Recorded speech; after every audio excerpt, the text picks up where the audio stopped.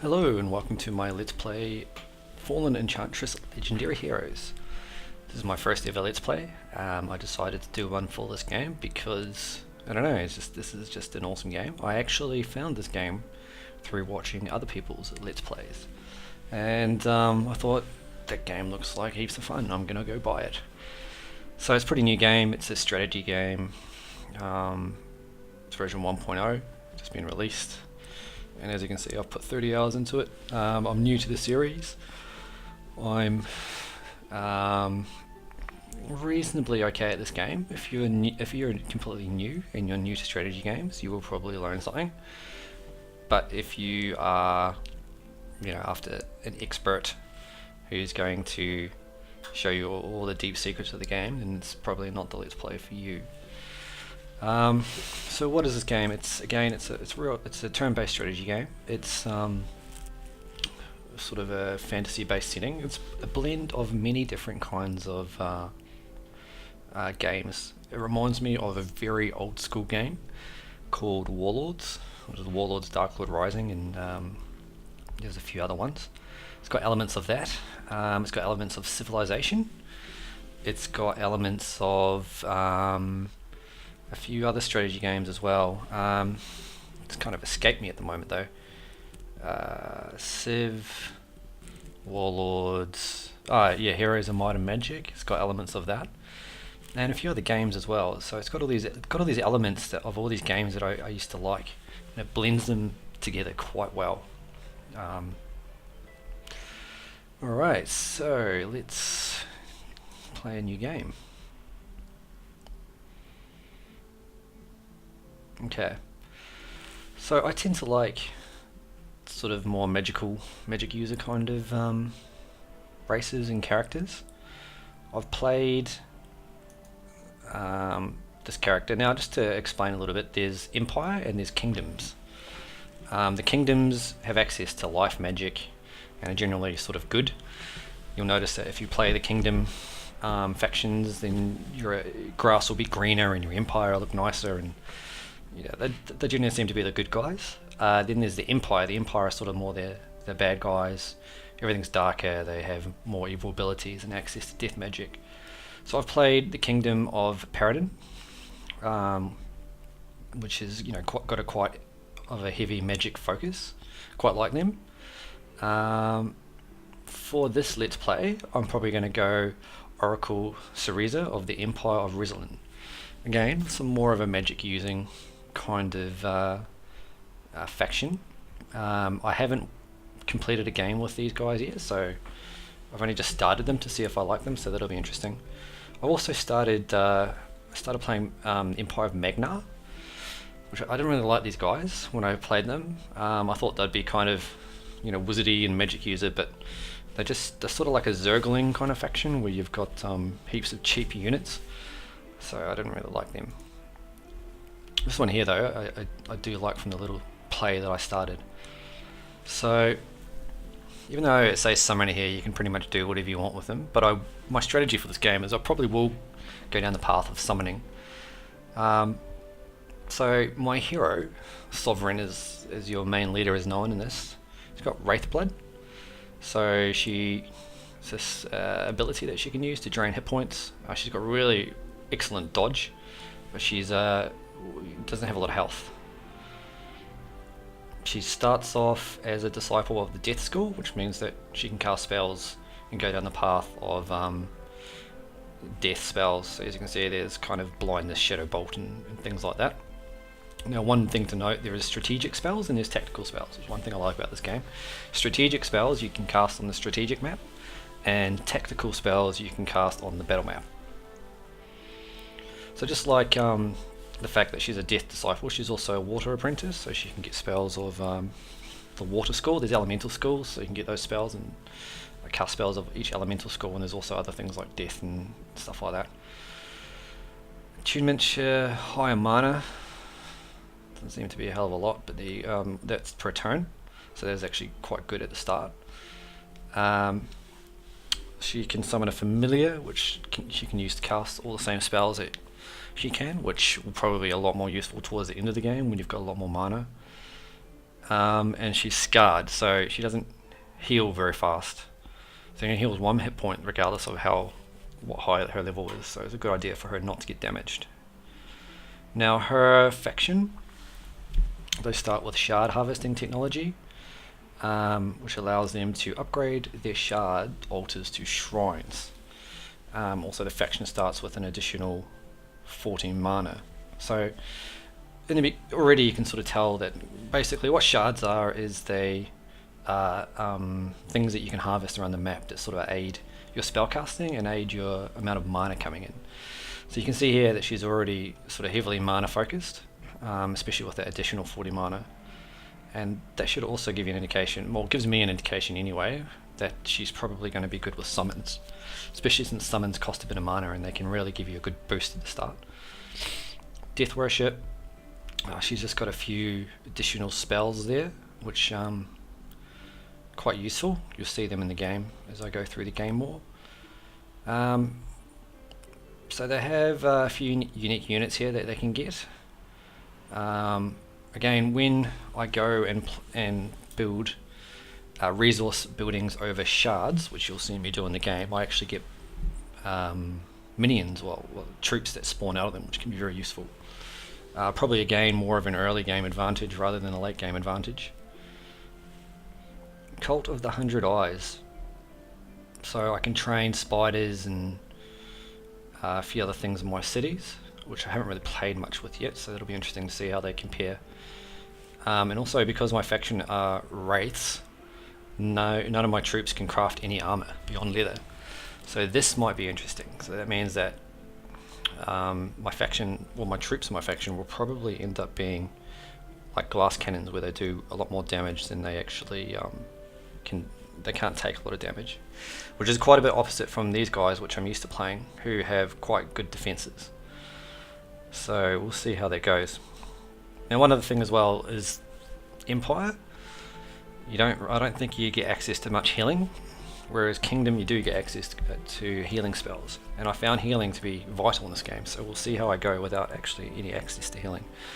So that's going to be my faction. Now, a lot of these settings are sort of self-explanatory. There's standard maps you can play, but I'm probably going to go on random. I might actually bump that down a little bit for this Let's Play so it's over quicker. Map type, it's just kind of the terrain. Again, a lot of these are self-explanatory. There's quests in this game, kind of like Warcraft 3 if you've ever played that. We can, well, actually no, a bit different from that. You can go and get these little mini quests and get experience from them. World difficulty, that's normally at normal. This is there's creeps or mobs that sort of roam around the world, and this is really where the fun of the game is. You sort of go around and fight these mobs and get treasure off them, and some of them can wander, some of them are wandering monsters, and others sort of guarding their lairs and stashes and hoards and stuff like that. This is where the real challenge of the game is. The AI isn't actually that challenging on most of the skills levels that I've played. It needs a little bit of work, but the mobs and all that kind of stuff are probably the more fun part of the game. So I'm going to have that on challenging, which means they're a little bit, as it says here, the monsters start 1 level above their normal level, which makes them a little bit tough. I could go up higher, but I'm probably not good enough at the game to go higher yet. It makes it a lot harder in the beginning, I guess, trying to actually get experience and level up, but I think it would probably make it easier long term because you'd end up getting a lot more experience. So how often do those mobs appear? Moderate, technology pace, normal, magic strength. Again, it comes back to those shards. If you wanted a low magic world, you'd probably put that on sparse. Or high magic world, you put it on dense. Resource frequency, obvious, random events. There's random events. Some of them are quite cool.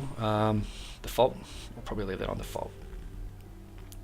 So we'll play against 4 opponents. We'll play against expert. As you can see, the AI is using its best algorithms and gets a slight economic advantage. I would probably classify expert in this game to be sort of normal / a little bit harder than normal as most games. Like I said, the AI is not that. It's good, but it's not awesome yet. I imagine as the game progresses and patches come out, the AI will get better and better and better. when I first played the first game I played this, I played it on easy, and that was just like a sandbox. The AI was pretty much non-existent. Then I played it on normal, and normal felt like easy. So I think expert is probably the sweet spot for me. Just everything standard here, just to get into the game. All right, so let's go.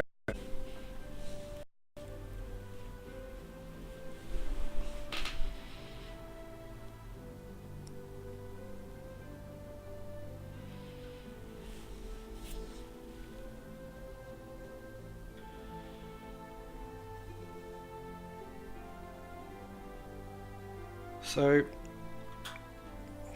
as I mentioned, I really do enjoy this game. It's not a deep strategy game, but it's a fun strategy game. So here we are, there's just some introduction stuff about my character. It's more for flavour. Now I might play with some house rules in this game. I think I'll probably play, because I'm an Empire faction, I'm not going to do any trading with Kingdom factions. Now, the diplomacy side of things in this game isn't that deep at the moment. I mean, if you're playing on the higher skill levels, trading is diplomacy with the AI is probably a lot more important. But for this difficulty level, it's probably probably okay to ignore them. I'm also not going to design any custom units. You can design your own units in this game, which is quite cool. But I'm just going to keep what the game gives me, just to give myself a little bit more of a level playing field with the AI. So this is your starting location. Now, as you can see, it's quite civilization-like. You've got different resources around where you start. That's food, that's basically growth, that's materials, which is production, and essence, which is probably the most important resource in the game.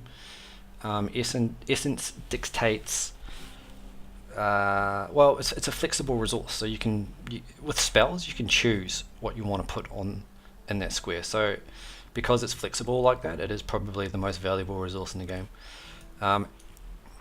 As you can see as well, there is treasure, so you can go and explore those sections and get loot. Now we've got crystal crag over here. You basically, crystal is good for outfitting your troops with magic weapons. If you don't have a lot of crystal, you probably want to avoid the magic tech tree. If you don't have much metal, you probably want to avoid the parts of the warfare tech tree. So if I do end up with quite a bit of crystal around me, then I'll probably go heavy magic. Otherwise, I'll probably go heavily down the weaponry tech tree. Clay pit, very, very useful, increases the production of your city, so that's quite a lucky start. So over here, as you can see, I've got some mobs close to me. I've actually got quite a lot of treasure around my starting location as well. Let's just zoom out here a little bit. So I've got some mobs here as well. As you can see, their strength rating is medium. They can move 2. They have 54 attack strength, 0 defense, and 64 to 64 health. So quite heavy on the attack, very weak on the defense, and my army would need it to be rated medium to take them on. Now these ratings don't really translate that well, especially if you have mages. The game doesn't really take into consideration the strength of mages as your hero that great. Probably for weak and medium kind of stuff, you should pay attention to it, but as you get more powerful, you'll find that you can take on epic creatures and all sorts of stuff like that when your army is only rated at medium. I think the way that it works is that if you've got a whole bunch of weaks and mediums in your army, it rates you as medium. Then if you've got a whole bunch of mediums sort of in your army, then it might rate you as strong. And you need some sort of strongs in your army to get rated as deadly. But I've played the game before and I've had fully upgraded troops that have all individually been rated medium, and my army rating was strong, and I could easily wipe the floor of epics. So again, later on in the game that probably doesn't matter, but early game you should definitely sort of pay attention to it. So as you can see, this is my army here. My army is rated as weak, so I probably don't want to take them on just yet. Now with your sovereign, the first thing you want to do with your sovereign is you want to settle. Now just having a look, they've got the crystal over there, I've got the clay pit there, I've got a forest down here. I think I can reach that forest from where I am if I settle here. I probably don't. Yeah, this is probably the best place for me to settle, so I'll just settle with my main city. Okay, new emperor is formed. Yay, congratulations. So the first, I want to go into the build menu. Now we can get a monument which will expand our influence. We can get a merchant which increases our gold. We're losing a little, or guildar as they call it, we're losing a little bit of income straight away, so that might be one of the first things that we want to build. And then we probably want to build a scout after that. Let's have a look. So if we go, building is where you build your menus, training is where you train your troops. There's your city stats there. This is the level of your city. Your cities gain population and they go up in levels, which unlocks different buildings. So as you can see, I've got access to these spiders, militia, pioneer, and a scout. It'll take me 3 seasons to get a scout out and about. I'll probably... one other thing to note that's quite important is your city has unrest. So that basically... Have a look at our growth. Yeah, here we go, there's your output. So unrest is taking away from... Because we have 25% unrest, we're losing 25% research. I thought we'd lose Gildar as well, but we don't seem to be.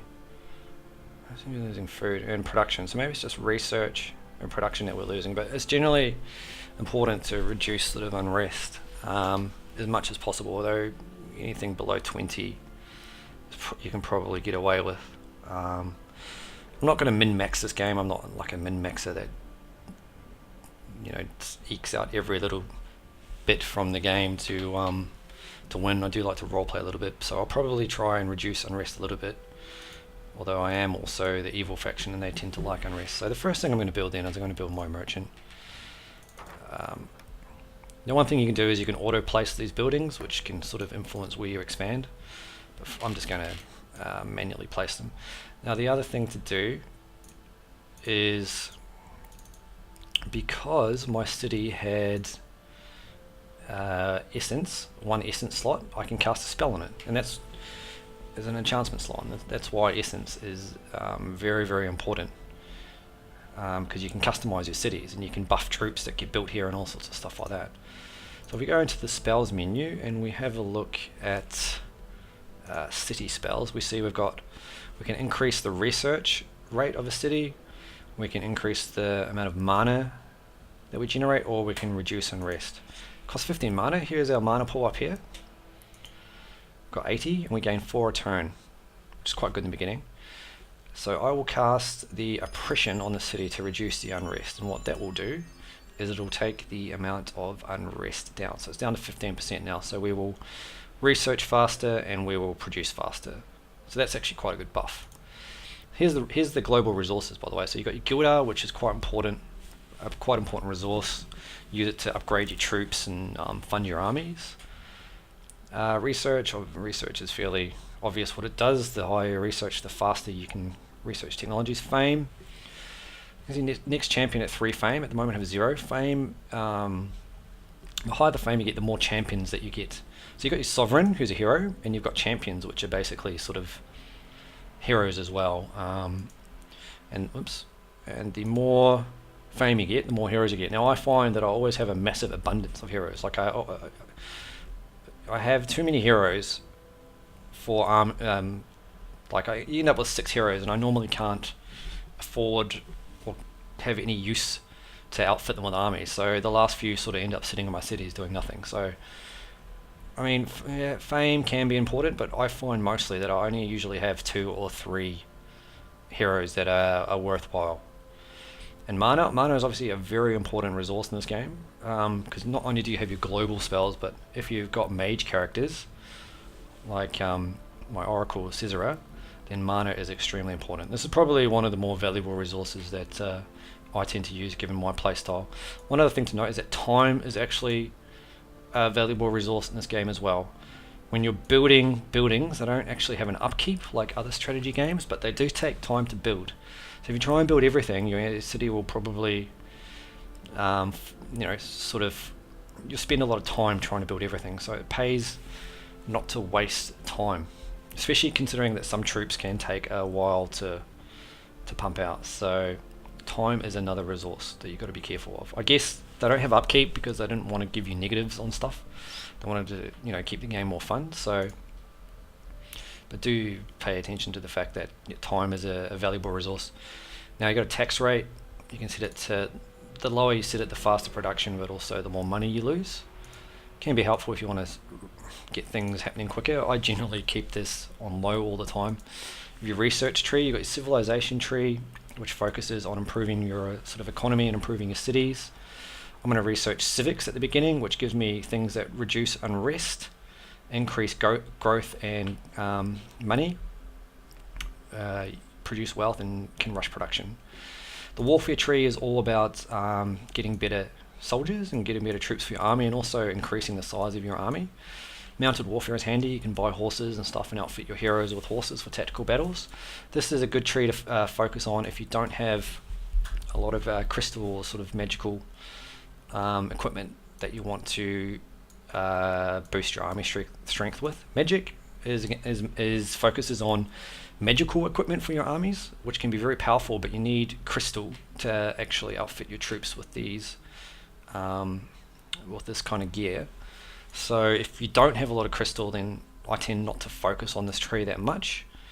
It is good though if you are going mage heavy, because there are a few things that you can research in here which help items for your wizard, and also increase sort of mana rates. And there is a unit, where are they?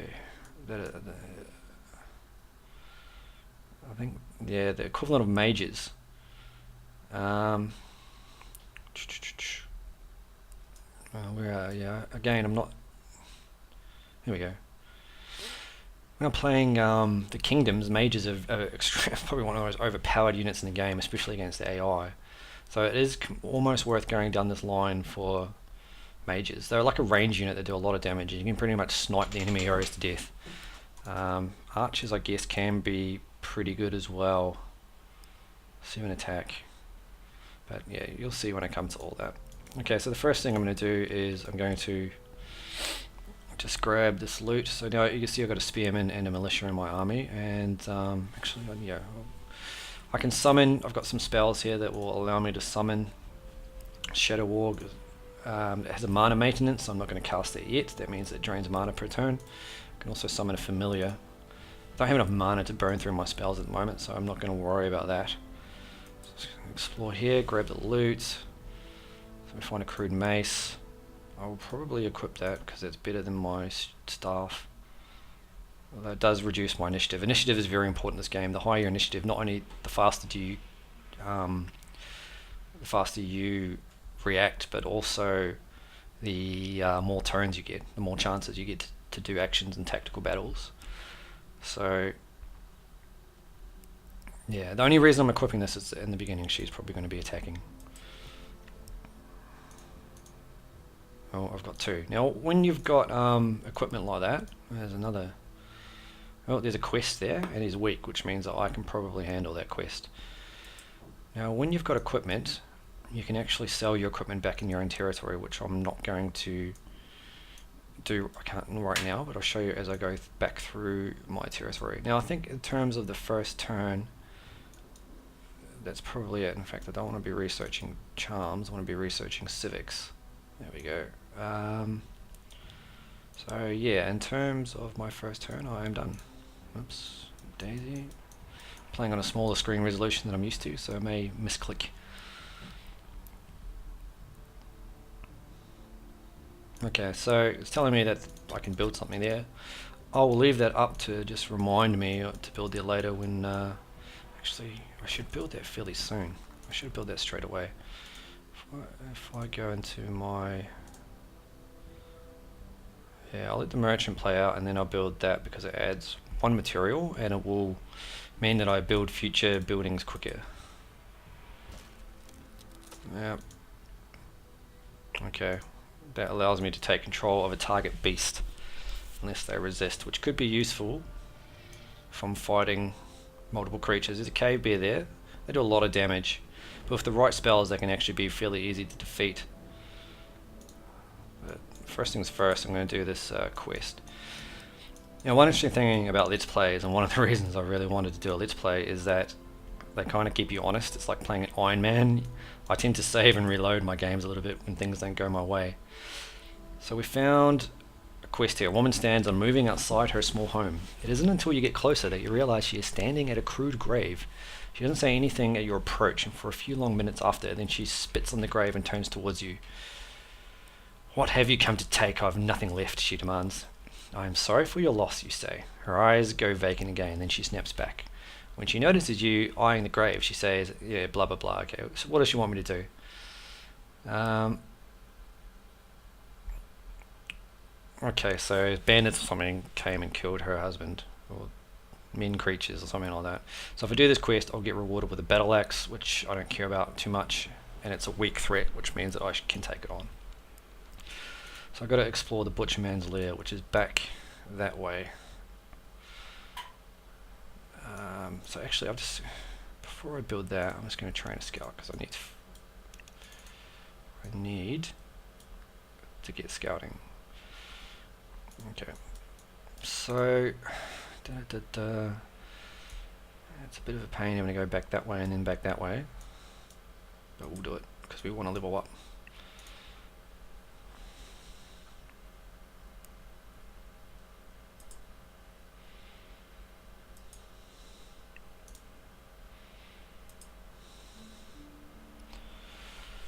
There's howling coming from the cave. Okay, let's go fight. Oh, here we go. Okay, so this is the tactical battle map.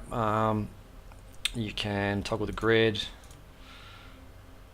speed up animation speed. You can let the computer fight for you, auto resolve, and toggle auto play, which the computer will go through the moves for you. Tend not to auto resolve. I've noticed some funny things happening with that. So this is the order of initiative, starts down here and then sort of goes up there. So you can see that my spearman's going first, then my sovereign is going next, then my militia, then the mobs that I'm fighting, butcherman. So you can see here that he does 12 damage and he has 5 defense. This guy here does 15 damage and has 5 defense. You know, I also should have summoned a wolf before I started this battle, but I can summon the wolf in the tactical battle. So now I can move forward, but I won't be able to attack, and that means that they'll be able to actually move forward and attack me, although by the looks of things that they'll be able to reach me anyway. So he won't. If I move forward he will, whereas these things will be able to walk up and attack. So what I'm going to do is I'm going to put my spearman in defensive mode, which in theory should actually make his defenses higher. Okay, so now I'm going to summon a level 3 Shadow Warg. We'll plop that there. And that cost, so as you can see, it's fairly powerful in the attack, but very low defense. Now these guys here, militia, they're not actually that useless. They die easily, but they have this crushing blow ability, which can do launch to 36 attacks, so that can actually be pretty powerful. So I'm just going to pass with them. I'll pass with my wolf as well, let them come to me so I can pick them off. Now in this game, in the tactical battles, you want to have as many units attacking at once. So if I attack him, for example, then all of these 3 will assist in that attack, as opposed to attacking that one. Focus fire is very valuable if you're fighting single units. If you're fighting multiple units, focus fire still is valuable, depending on the circumstance, but you can actually reduce enemies' attack power when you whittle down their number of units in a square, that is. I'll demonstrate that later, but for now I'm just going to focus fire on each of these guys. So as you can see, he's down. I might move him up there and attack. Oh, he has a counter attack. That's what that ability was. Now let's have a look at my spells here. So he's so I don't have any healing or anything. Slow. Okay, so if I slow that guy, it's going to, I'll show you what it does. Spells, where is it? Slow. Gives me a tooltip here. Only costs 5 mana. Target enemy suffers -3 to initiative unless they resist. Now, slowing down the initiative means that they act they get less chances to act. So that's actually pretty powerful. If he has lower initiative than the other units, then the other units may actually even get 2 goes to his 1. He's got a 34% chance to resist, as you can see down the bottom right hand side there. So that's 1/3. I mean, that's not too bad. We'll cast it on him. Ah, he resisted. So what I'm going to do, run these guys up to him. Crushing Blow. As you can see, it has a cooldown of 5 turns. So it's kind of like a little bit like MMO-ish, the tactical battles with the cooldowns and stuff like that. So I'm going to use the Crushing Blow on him. Now one thing that Crushing Blow does is it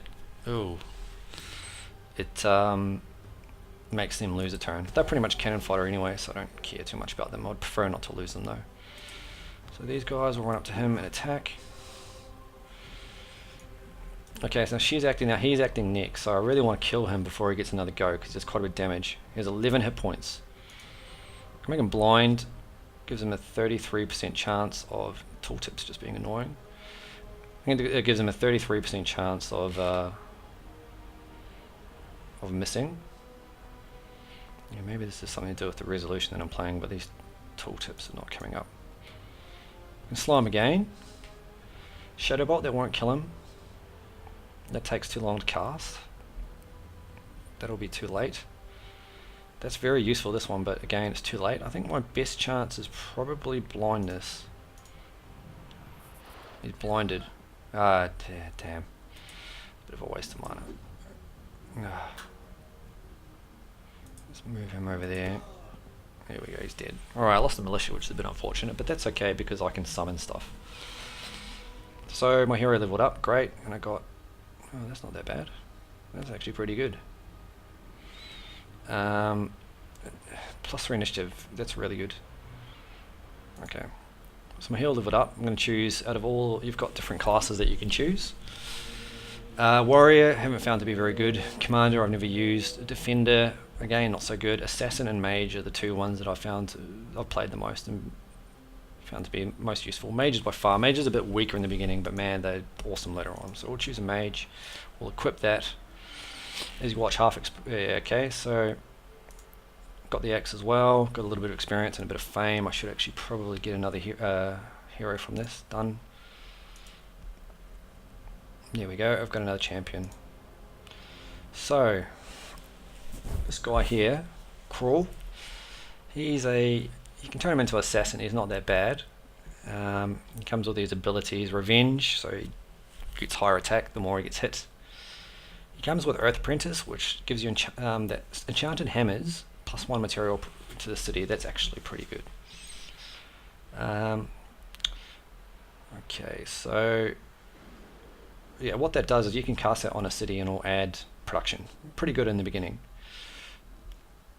But here we have what looks to be another mage. Plus, oh no, she's more of a +1 research per season. More of an administrator or something, but I can turn her into a mage, so I think I'm going to go for her. That's where she appears. So I'm going to use her to actually scout around and pick up some items. And these guys, I will... Oh, there's quite a good spot to settle my next city. So a medium. Now I think these monsters that are sitting on top of layers don't move and they won't attack you, but other wandering monsters will. Alright, I think I've done enough for this first Let's Play. I'm going to end the video here and I will continue next time. Cheers, goodbye.